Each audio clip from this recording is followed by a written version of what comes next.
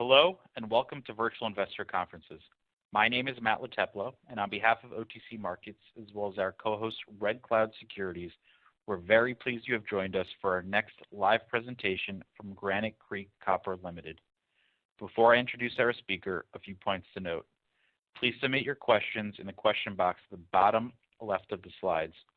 Once the Q&A session is ended, don't log out. You will automatically be transferred into the Granite Creek Copper booth, where you can continue to ask questions via chat and access additional shareholder materials. On a final note, all of today's presentations will be recorded and available for 24/7 replay. At this point, I'm very pleased to welcome Timothy Johnson, President and CEO of Granite Creek Copper Limited, which trades on the OTC markets under the symbol GCXXF and on the TSXV under the symbol GCX. Welcome, Tim. Thank you, Matt. It's great to be here. So I'd like to thank everybody for tuning in today to learn about Granite Creek. And if there's any former Copper North shareholders out there, I want to welcome you into the Granite Creek fold. For those of you who don't know, we recently acquired Copper North in an all-share transaction, which closed on the 27th of last month. So this is a bit of a new company, but let's get to the presentation. Here we have our forward-looking statement. I won't get into this in the detail. If you wish to review, it's available on our website. Granite Creek is a member of the Metallic Group of companies, which is three companies, including Metallic Minerals, which is focused on high-grade silver, lead, and zinc in the Yukon. Group 10 Metals, which is platinum, palladium, and the other PGE metals in Montana. And the newest entrant into the group, Granite Creek Copper, which is focused on high-grade copper, gold, and silver in the Yukon. There's a common business approach to all three companies, which is to acquire large brownfields land packages at the bottom of the metal cycle and then use modern exploration technologies and techniques to advance those projects towards resources and to add long-term shareholder value. Granite Creek's short-term goal is to delineate a minimum 1 billion pounds of contained copper. After our acquisition of Copper North, we are already at roughly 440 million pounds of contained copper, almost halfway to our short-term goal.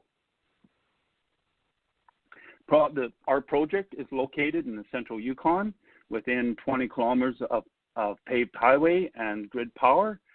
The project is 177 square kilometers in the high-grade Minto Copper Belt. The only other operator in the belt is the Minto Mine, owned by UK-listed Pembridge Resources. Along that paved highway that is very close to our project, you can access the capital of the Yukon at Whitehorse, and you also access the deepwater port at Skagway, Alaska.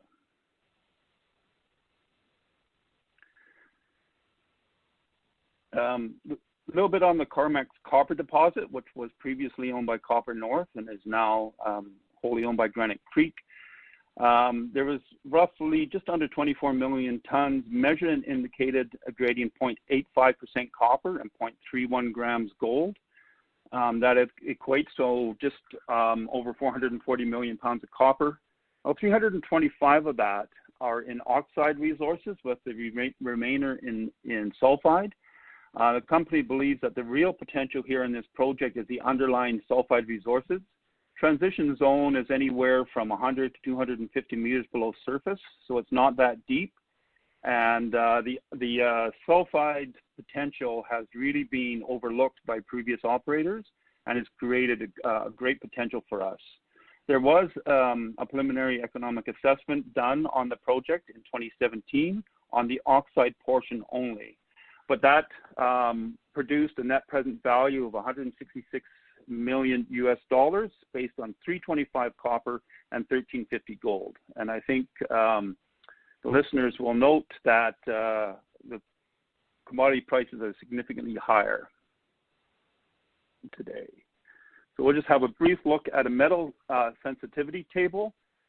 So if we look at 325 copper, which we actually have gone through recently and are up to 350 now, and if we look at around a 1900 gold, we can see that we're around 210 to actually 254 a net present value based on the oxide portion of that deposit alone. In making the acquisition that we previously announced, we consolidated the southern portion of the high-grade belt. We used to have what was called the Stew project, which was the north portion of this claim block that you're seeing here. We renamed that CARMACKS North, so we've got the CARMACKS deposit and then the potential to expand that deposit in the CARMACKS North areas, including the Zone A, which we drilled this year, and some other zones that really haven't had any significant work done since 1980. A typical section through the CARMACKS deposit shows an oxide resource at the surface with some fairly good copper grades and accompanying gold.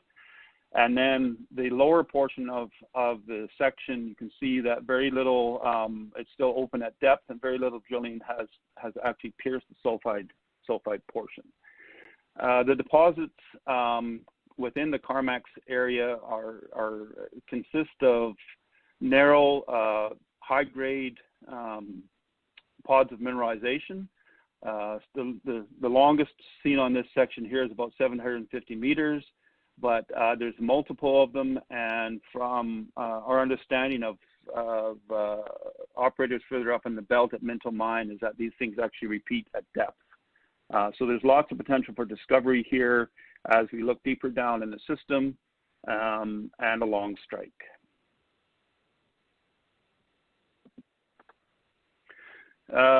Yeah, so we also drilled the CARMACKS project this year as part of our drill program completed the beginning of November. One of the zones, the 13 zone at CARMACKS, had some very interesting sulfide intercepts completed by previous operators. We offset those intercepts with our whole CRM 2001 and CRM 02. And we have assays pending on those, expecting assay results within the next couple of weeks, and we'd be able to follow that up with news probably later on in the year or into the new year. We also drilled Zone A in our project. We've had, again, some really high-grade historic intercepts. All the historic intercepts that you're seen on this slide was drilled by previous operators in 1980. The northern part of the project hasn't seen any significant work done since the 1980s. We've gone back in, we've modeled the historic drilling, and we're using that modeling work to focus our drilling. We intercepted mineralization in all 3 holes that we drilled. Assays, again, are pending. And we're going to use the work that we've done on this year, plus the modeling that we've done to build the base for resource definition drilling to commence in the spring of next year. We've got, historically, even though there hadn't been any significant drilling done since the 1980s, there's been some other work that was done. The entire project was flown for airborne magnetics in 2008. A lot of that data was never released to the public. We've since acquired that data, and we're using that to focus our drill campaign. We've also put all the soil data together from various operators over the years to help us develop our targeting process. So we've got pretty good coverage in soils over the majority of the claim block, and pretty good coverage in fairly high resolution airborne magnetics. That's a great use to us as we explore. Just a little bit on the geology of the Minto Belt itself. It's a high-grade belt that has these high-grade pods of mineralizations extending from just south of CARMACKS Deposit all the way through to the Minto Mine in the north. The mineralization is hosted in metamorphic rock that is being subsequently intruded by the Granite Mountain intrusive suite. And these positive mineralization. It's only sort of recently that geologists and operators have recognized that these pods repeat themselves only on strike-like depth.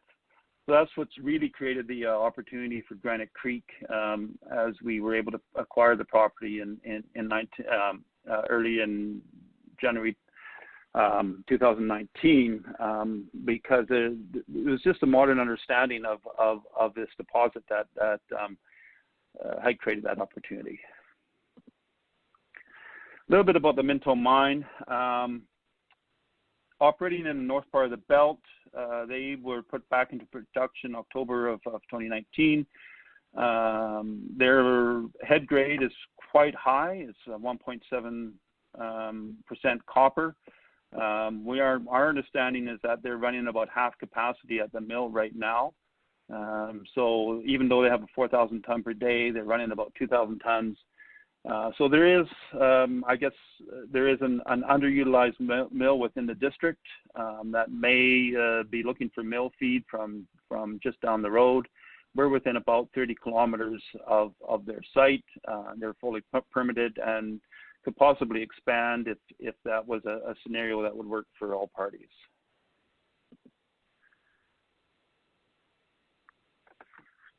Yukon is a great place to be operating. Major investments do continue to be made in the Yukon, including the federal and territorial governments spending money on infrastructure, building out roads and power into the mine sites in the Yukon. We have the Resource Gateway Road that goes past our project, and that we break off and head up into our project. So great support from the Yukon government, great support from industry there, and it's I say a great place to work.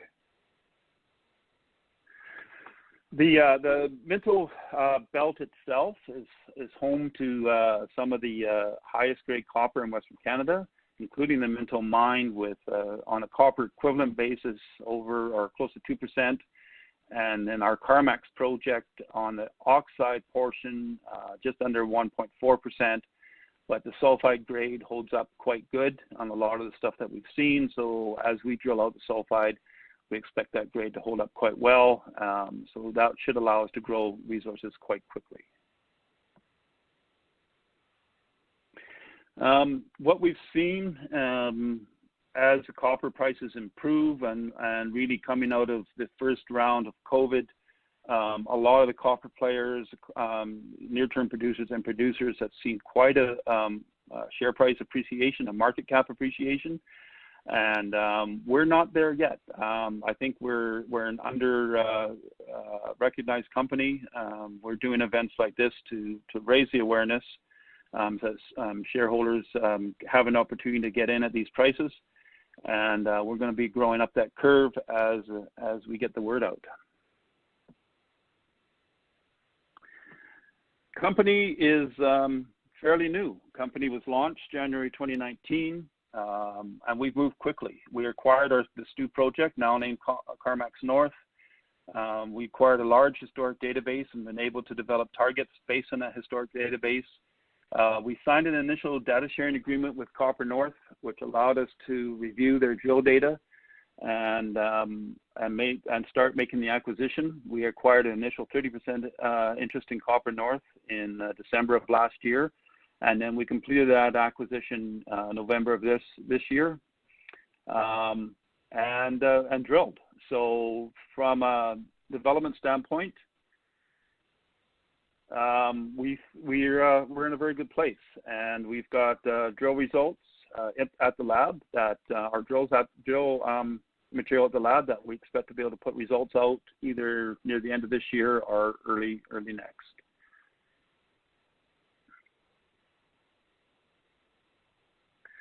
Our leadership team is quite strong.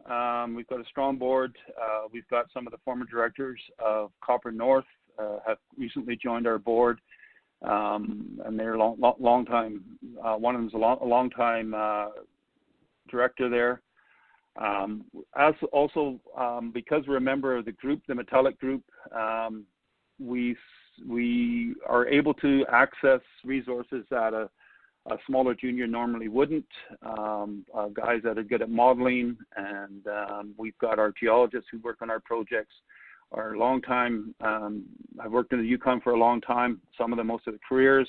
So we understand what it's like to work in the Yukon, and got a very strong team.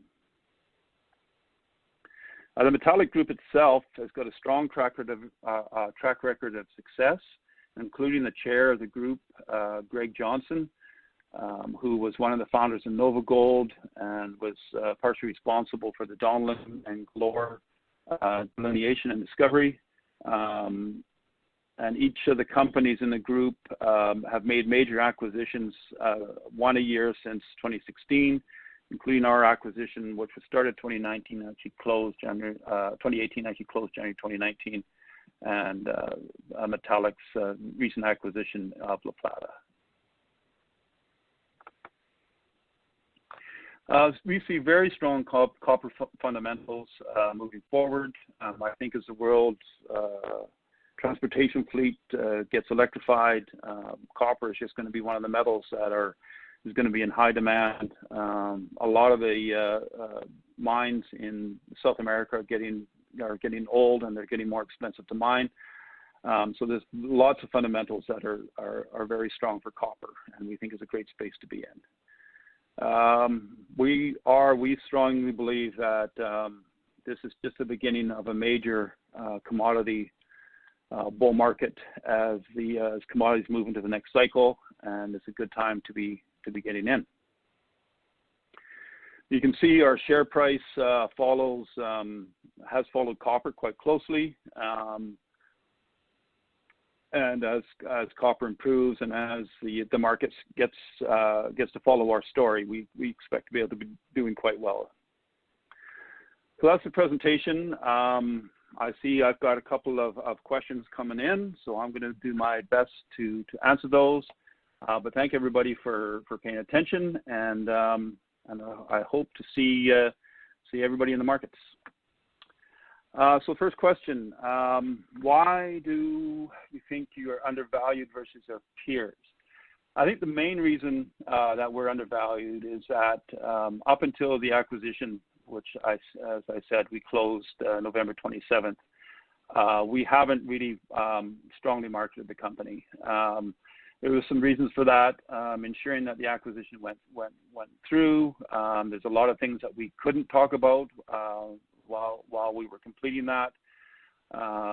So we've really had our heads below the trenches, and I think now that we've made that, and that we can show the market what the value of that asset that we acquired is, I think we're going to start to move up closer to our peers. Next question, how much drilling was done, and a sense of when and why those specific targets were chosen? It's a very good question. So we completed just over 1,000 meters of drilling. Initially, we drilled 3 holes in Zone A of what was formerly known as a STU project, and is now CARMACKS North. Now, we wanted to drill there because we had historic drilling with some grades over 2.5% copper over 15 meters. And we needed to develop a plan to be able to quickly drill out resources there and add them to the CARMACKS. So there had been no drilling there since 1980, and we wanted to get some modern drilling.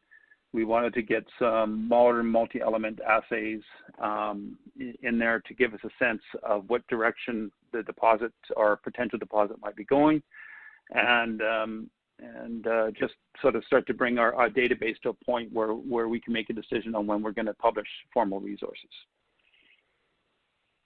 So, and then we also drilled a couple holes at CARMACKS proper. And the main reason for this is that we really believe that the main potential there is the underlying sulfide. So we chose an area of historic drilling that had shown some sulfide potential, but we felt previous operators really hadn't fully developed.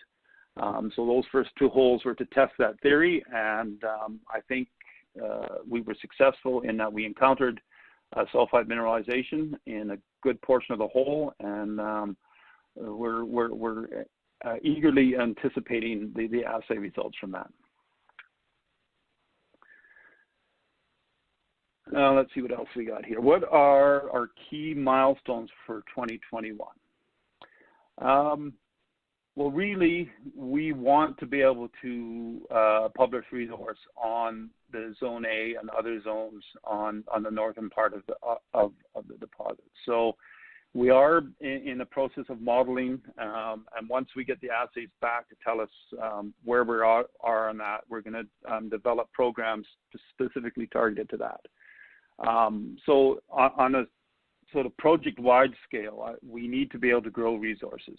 So we're going to focus on areas of the historic CARMACKS drilling where we think we can grow resources in the sulfide, and then we're going to focus on the northern part of the zone where we have the most drilling to be able to publish resources. And then a secondary goal would be pure discovery, to look at some of the areas where there's geochem and geophysical anomalies, to see, with an initial drill campaign, if we can make new discovery.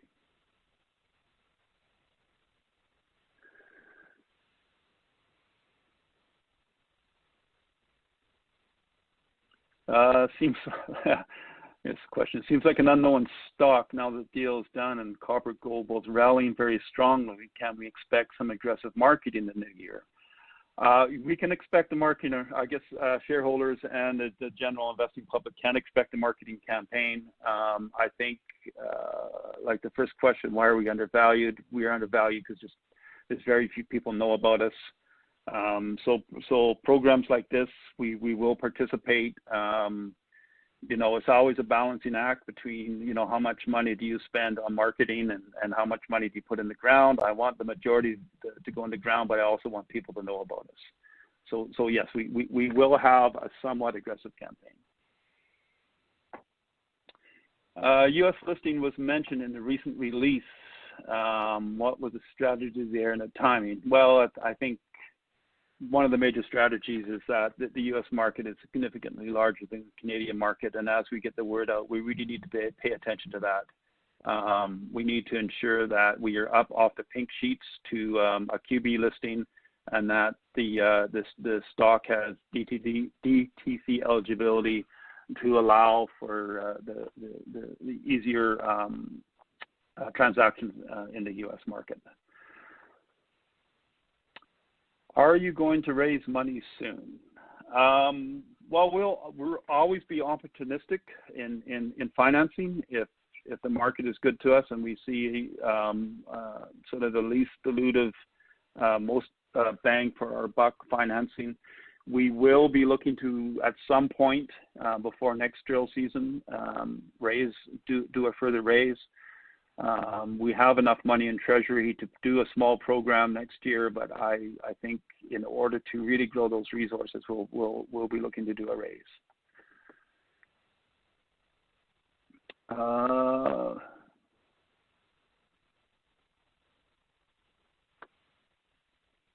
Presentation cites a £1 billion copper goal. Seems like you're halfway there.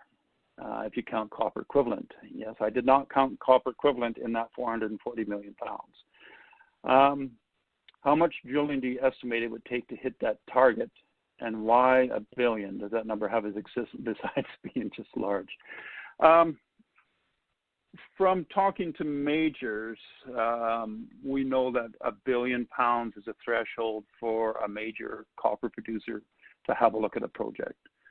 So one of our near-term goals is to get to that £1 billion plus show blue sky, so that when we are ready to bring in a partner to help develop the resource, we are of a significant size that we can attract the best possible partner to be able to add shareholder value and to really move the project forward. So that's why the £1 billion metric. It's also a number that I think is ultimately very achievable in the near term. I'm not going to promise £1 billion next year, but I think that's going to be my goal to try and get there. We've got a lot of work with our team, with our modeling team, and our geologists to design a program that's going to get us there. How much drilling is it going to take?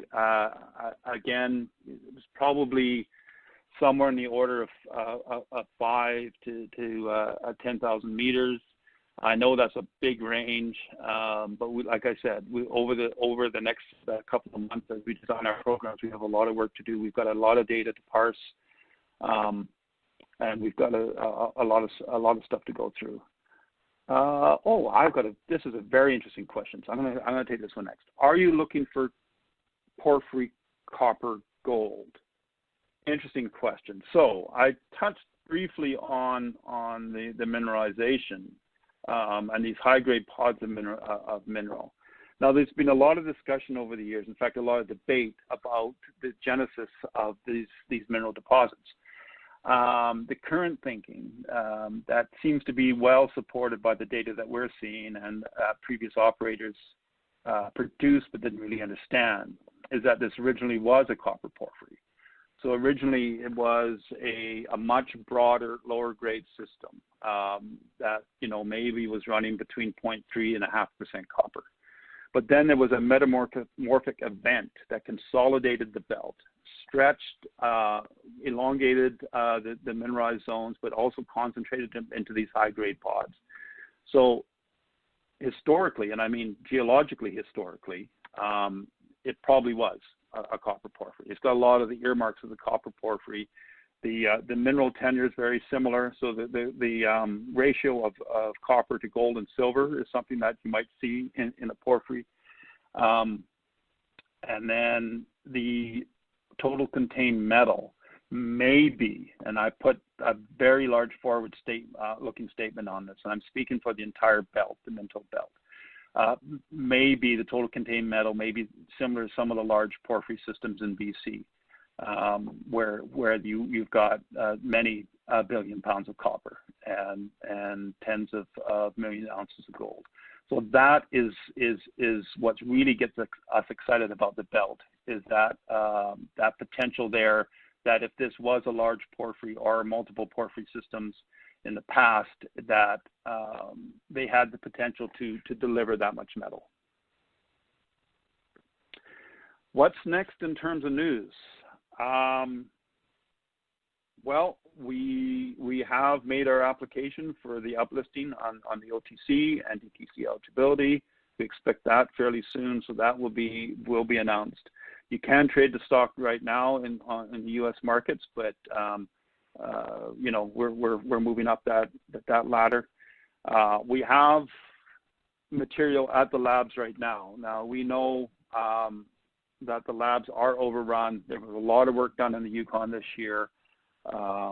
Lab time turnaround times is right now about 6 to 8 weeks, and we're just getting into that 6-week window now. So we could see results from any day now to 2 to 3 weeks from now. So once we have those and we have a little bit of time to really understand them, put them into context, that'll be the next news release.